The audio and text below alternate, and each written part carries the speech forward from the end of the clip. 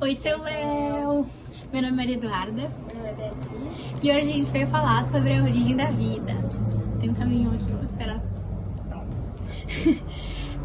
A gente vai comentar um pouquinho sobre tudo que tá no livro, porque a gente não tem um aprofundamento muito grande em uma teoria específica, então a gente vai dar uma pincelada em tudo, até porque é uma forma de revisar pra prova, né? E é isso. Então a gente vai começar falando mais ou menos como surgiu as teorias, porque foram surgindo várias teorias sobre como a vida pode ter sido originada, né? Com qualquer outra coisa, eles começaram a teorizar como podia ter surgido, né? Então, foi através de Aristóteles, onde ele buscou informar e perguntar para as pessoas, assim, ele teve essa dúvida de onde surgiu os seres vivos.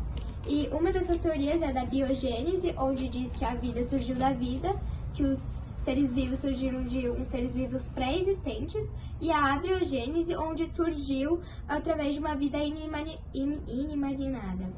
Não, calma. Inanimada. Inanimada. Isso aí. Isso, que tipo, surgiu da não-vida. É, da não-vida. E um desses exemplos é meio que a receita, né? A experiência que Jean Batista fez com trigo, uma camiseta suada e tampada, né?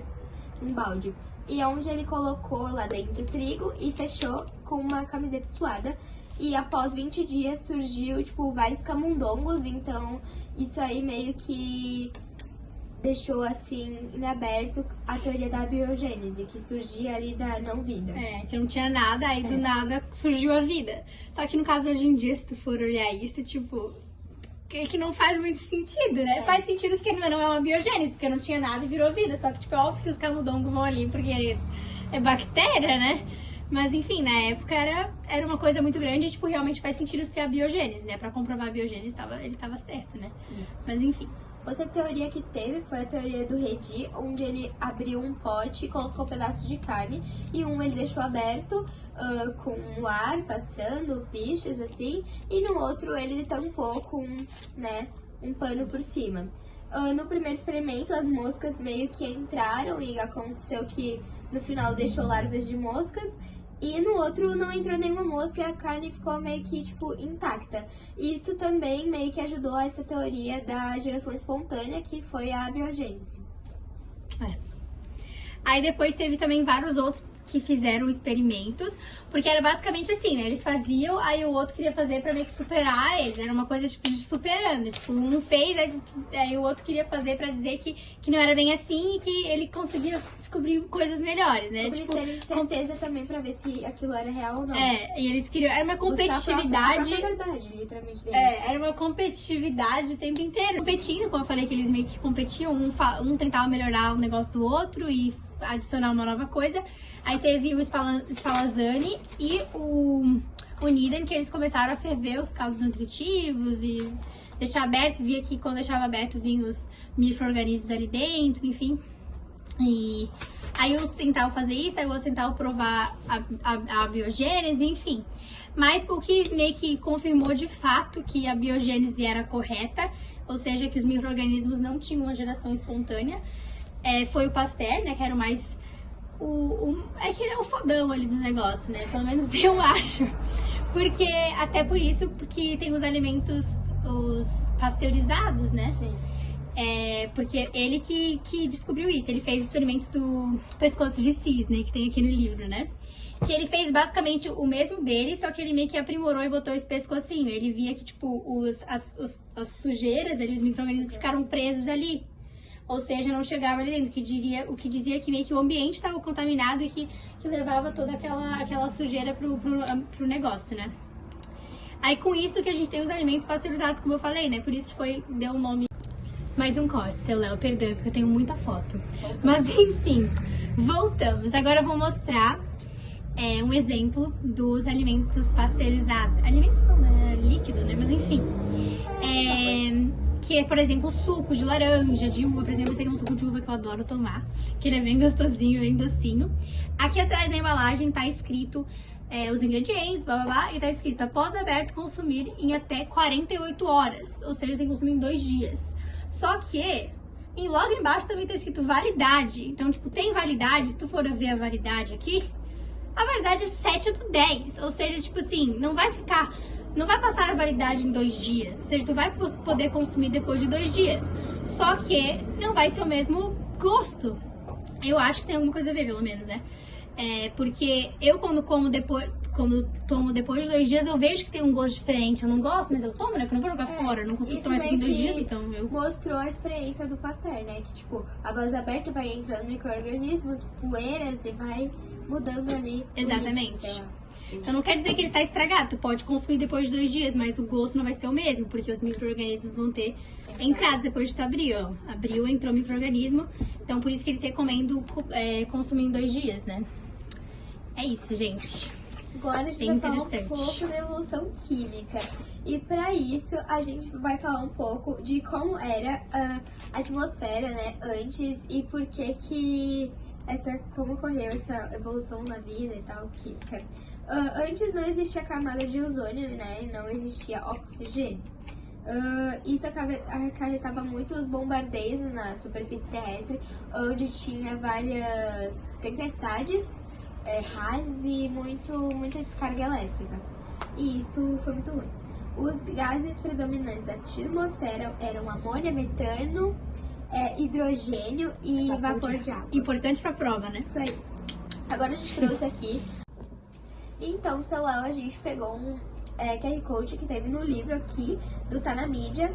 E a gente vai explicar um pouco do site aqui da NASA, né? Que teve sobre o que o mundo precisa ter pra gerar vida. Que é um estudo que a NASA fez. Aqui tá escrito que precisa ter uma atmosfera habitável, fontes de energia, substâncias líquidas nas superfícies, de preferência água, orbitar uma estrela ideal, a uma distância ideal, e ter uma combinação específica de elementos químicos e sua composição.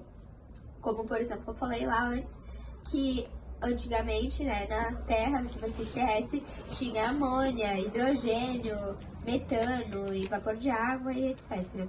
E como podemos ver, hoje em dia a gente tem, né, oxigênio.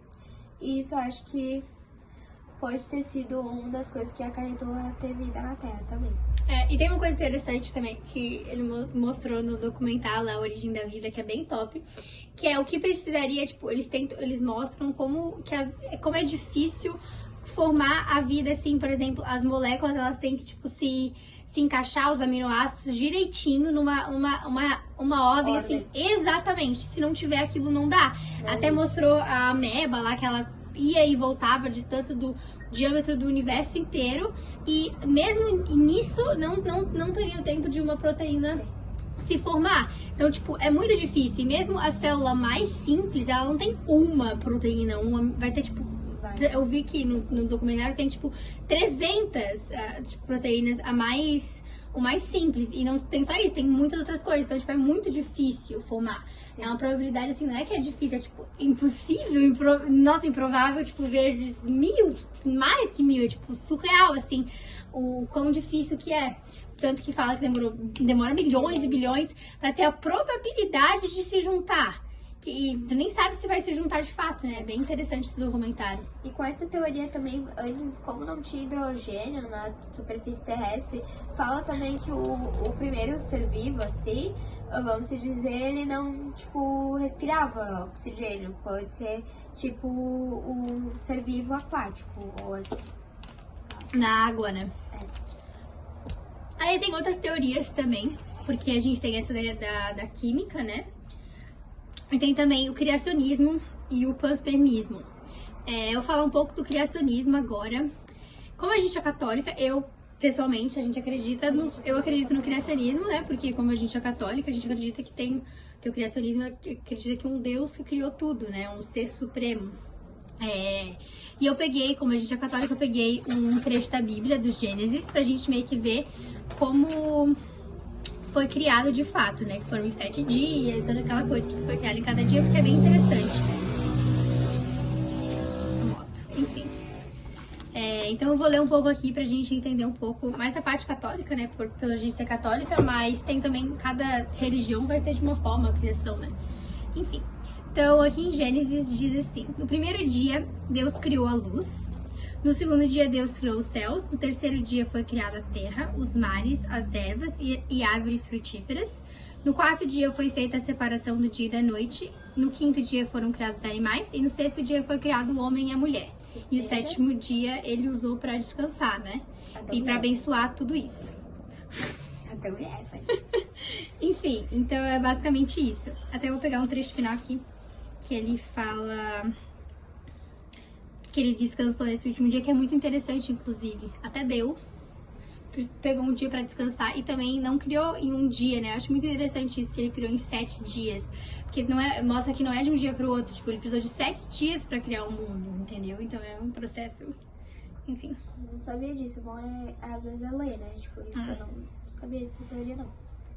Assim foram acabados os céus, a terra e todo o seu exército. Tendo Deus terminado no 7º dia a obra que tinha feito, descansou do seu trabalho. Ele abençoou o 7º dia e consagrou, porque nesse dia ele tinha repousado de toda a obra da criação. Lindo, gente. Eu acredito nisso, né? Porque a gente é católico, então a gente vai acreditar nisso, né? As outras teorias, por exemplo, a que a gente vai falar agora do panspermismo, vou falar a verdade que eu não acredito nada, eu acho uma viagem. É, uma loucura. Pelo menos eu acho muito esquisito, assim. É basicamente que, tipo, um micro-organismo viajou lá do espaço, porque é meio que diz que é a vida vem do espaço, né? De um lugar extraterrestre. O micro-organismo viajou de lá e veio até a Terra, aí formou a vida. Cara, mas eu acho meio viagem, eu não acho legal. A gente, assim, ó, a gente acredita nessa teoria do criacionismo, mas se a gente ficar pensando nessas coisas biológicas e químicas, faz sentido. Mas esse panpermismo, não, nada gente, a ver. não. Até o livro faz várias perguntas, assim, né? Pelo menos do nosso ponto de vista, a gente achou meio nada a ver, assim. Até o livro faz perguntas, tipo, como um esporo de micro-organismos seria capaz de percorrer anos-luz de distância pra chegar até aqui? Tipo, um negocinho pequeno desse. Ele sabe? Tipo, é muito é muita coisa pra pensar, sabe? Parece que a peça do quebra-cabeça falta uma parte maior do que, por exemplo, a química. A química eu acho que faz mais sentido. Parece que falta um pedacinho menor, assim. Mas, assim, todas essas teorias é muito difícil, tipo, tu achar a resposta, porque ninguém viveu lá pra ver, né? Sim. É que nem a morte. A vida e a morte é interessante, inclusive, que até a vida e a morte são as únicas coisas que a gente não tem certeza, né? Que as pessoas estudam, mas não tem uma definição. Uma definição certa do que é. Tipo, tem teorias, existe, cada um vai pensar uma coisa, tipo, da morte, da vida, da origem da vida ou da morte, né? Mas a gente não tem uma definição certa, né? Se a gente ficar pensando muito, a gente não vai pra lugar nenhum. Porque ninguém sabe como é que é a vida após a morte, porque a pessoa nunca, tipo, vai contar, porque a pessoa tá morta. Exatamente. Não, e é difícil, é bem interessante, assim, é uma discussão interessante saber o porquê disso, porque, tipo, cara, é uma das coisas mais importantes da nossa vida, né? Como surgiu e como vai acabar, mas a gente não vai saber. E é muito difícil porque todas as teorias têm meio que um furo, parece que falta um quebra-cabeça, assim, parece que falta a peça do quebra-cabeça, entendeu? E, tipo, tu vai lendo, vai pensando, mas será? E, tipo, aí tu vai pensando, mas não seria possível e não sei o quê. Por isso que levou anos e anos e anos, tipo, várias pessoas tentaram descobrir, mas não descobriram nada no final, né? Não tem uma teoria aceita, cada um acha o que quer, né? É muito interessante esse esquisito, mas é até meio esquisito, assim, pensar. Eu não gosto muito de pensar. Eu acho que pensando muito nisso o tempo inteiro e não chega em lugar nenhum, literalmente. Então, tipo, tu pode ficar anos e anos, tu não vai chegar em nada, tipo, porque se esses estudiosos estudarem e não chegaram, cada um tem uma visão, né? Teorias, literalmente, né? Aqui a gente acredita mais, se fosse eu escolher uma química, eu escolheria essa. Uma química não, uma mais biológica seria a química, né? Mas a criacionismo, obviamente, que é bem bonito e que é a nossa religião. Então, Céu Léo, a gente chegou numa conclusão que, tipo, não adianta a gente ficar perguntando de onde vem os seres vivos, qual a teoria da vida, porque, tipo, a gente não vai chegar a lugar nenhum. Cada pessoa tem sua teoria do conhecimento, assim, de onde vem os seres vivos, cada um acredita numa coisa, então, se a gente ficar perguntando, a gente não vai chegar a lugares nenhum, porque cada vez mais tá criando mais dúvidas. Tipo, é interessante a gente pensar nisso, é uma coisa interessante, tipo, é legal esse pensamento, é quase é filosófico, né? Chega a ser filosofia, porque é muita coisa pra pensar.